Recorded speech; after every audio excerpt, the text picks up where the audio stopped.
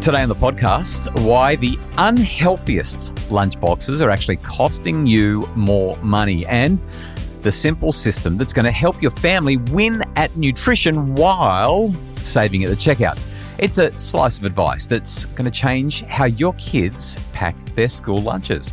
Hello, this is the Happy Families Podcast, real parenting solutions every day on Australia's most downloaded parenting podcast. We are Justin and Kylie Coulson.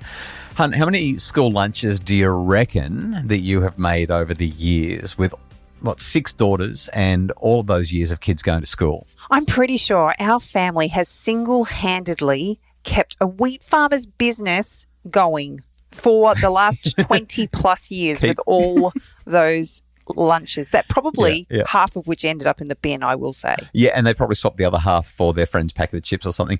The wheat farmers of Australia can rejoice because the Coulsons are still buying bread. There you go. I found a fascinating study. In most Australian homes, 90% of Australian homes, kids are taking packed lunches to school. So, especially with the cost of living biting. I'm really surprised it's that high. Yeah, it doesn't. The researchers came from Flinders Uni in Adelaide and the University of Newcastle. And as I skimmed through the research, I didn't see anything looking at how many days a week kids are buying lunches. But 90% of the time, kids are actually taking a packed lunch, which is a pretty high number. But here's the kicker. The average lunchbox they found, and this is research from 2024, this is cutting edge, brand new research. The average lunchbox costs about $4.50. Sorry, not the lunchbox, the food in the lunchbox would be valued at about $4.50. They took photos of 1,000 school lunches from schools around the nation. When they dug deeper into the numbers, they found something very, very interesting. The more processed and prepackaged foods that were in the lunchbox, the higher the cost, the higher the value of the food in the lunchbox. About 40% of kids are taking lunchboxes that are mostly filled with these pricier and less healthy options.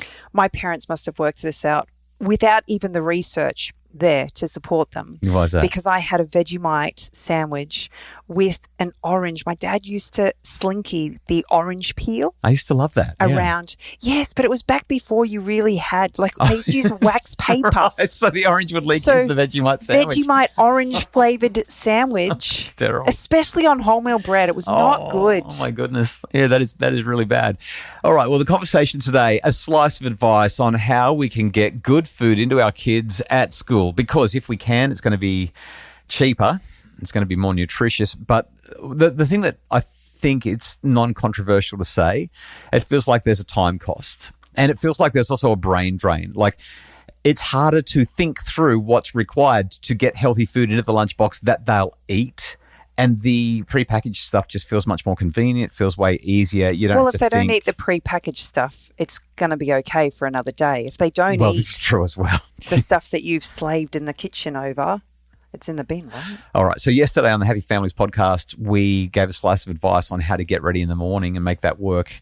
Something that we talked about is where we're going to go really deep today, and that is, how do you create a menu that is going to support your kids' nutritious eating and be good for your budget so that they've got healthy lunches to take to school every single day?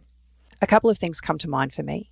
When one of our kids was going through a particularly fussy eating stage, we discovered that if we got her in the kitchen cooking alongside me, that she was actually more inclined to try the foods because she'd done the work.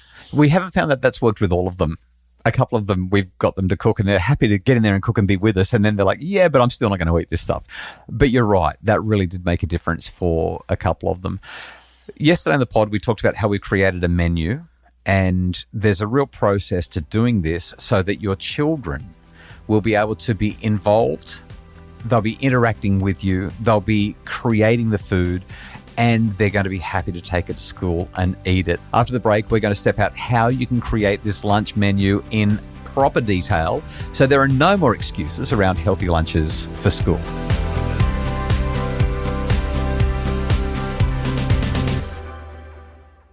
If you want your kids eating healthy food at lunch, taking a lunchbox that is mostly filled with cheaper, more healthy options than about 40% of kids are taking to school, we reckon there's a simple way to do it, and that is to build out a menu so that everyone can be prepped. You've got the food in the fridge, and then it's just a case of putting it all together on the morning of school. Kylie, we never came up with a fancy name for this, but it's made a huge difference in our home. Let's step through the process. What have we done and how have we done it? Lunch menu's not fancy enough for you? I think ChatGPT could give us something better, but let's go with that anyway because I don't have it in front of me. So to begin with, for the first time, this could be a little bit time consuming, and it depends on whether or not you have children who are particularly fussy eaters or not. Probably also depends on their age a little bit as well. But my suggestion is that you all sit down in a family meeting and you actually talk about all of the foods that they love having in their lunchbox.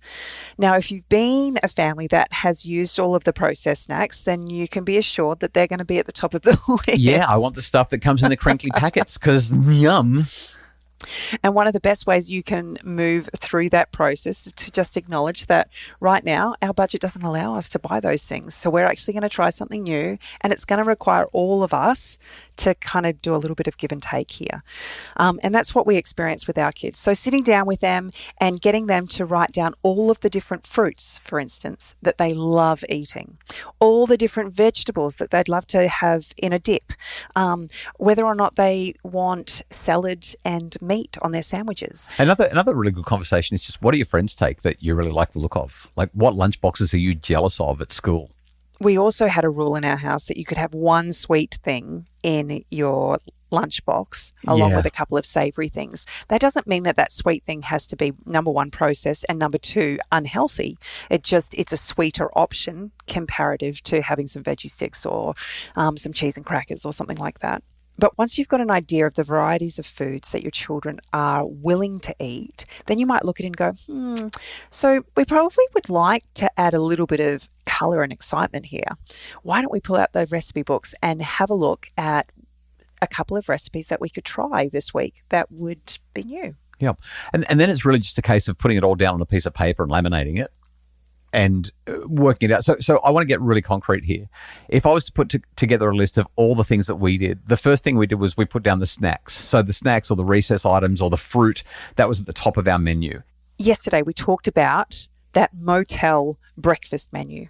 That's what I used as my inspiration for what we created. The lunch menu was literally just separating everything. So fruits, and I listed all the fruits that I was willing to purchase and have in the fridge.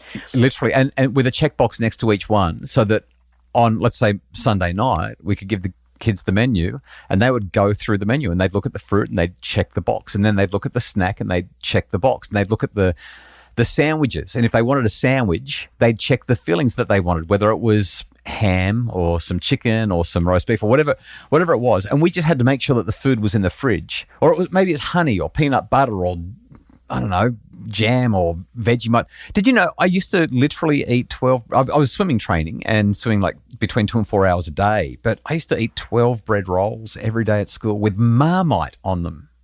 How did you stop the Marmite from kind of like, melting, absorbing into the bread? I was a teenage boy. I don't think I cared. It was bread, it was calories, and I felt like I got some status from having 12 bread rolls in my bag and doing that. How gross. So anyway, the whole objective here is that you write this stuff all down on a menu. You have little check boxes next to it, and then on Sunday night or Wednesday night or whatever it is, you say, all right, kids, it's almost bedtime.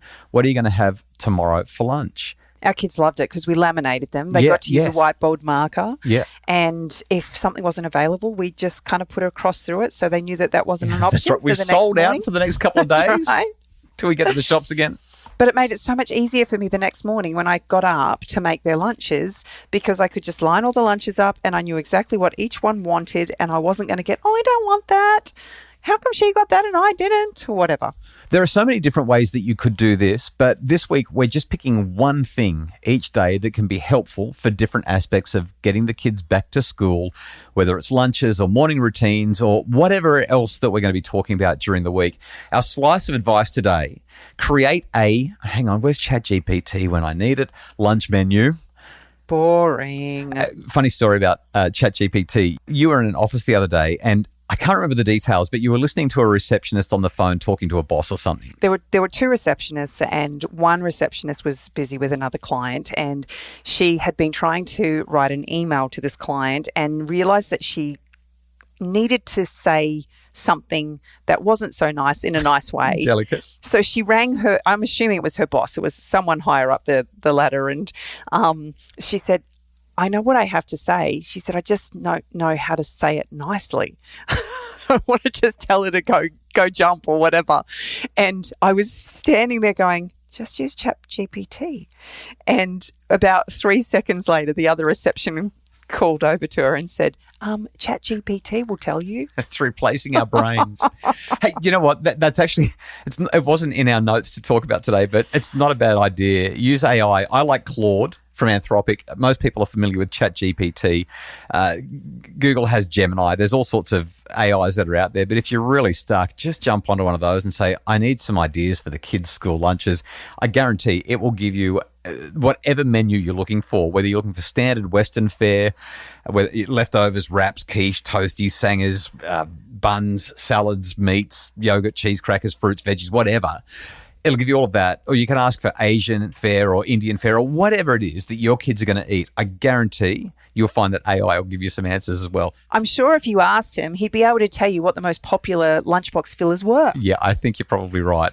Anyway, that's our one slice of advice. Not use AI, although you can, but rather sit down with your kids and make it a process that you go through. Make it an enjoyable experience where you're talking about stuff, you're doing it together, and you're building it out on a day-to-day basis so that the kids can feel good about what's in the lunchbox. You can keep the costs down and you can also know that it's healthy. The Happy Families podcast is produced by Justin Rulon from Bridge Media.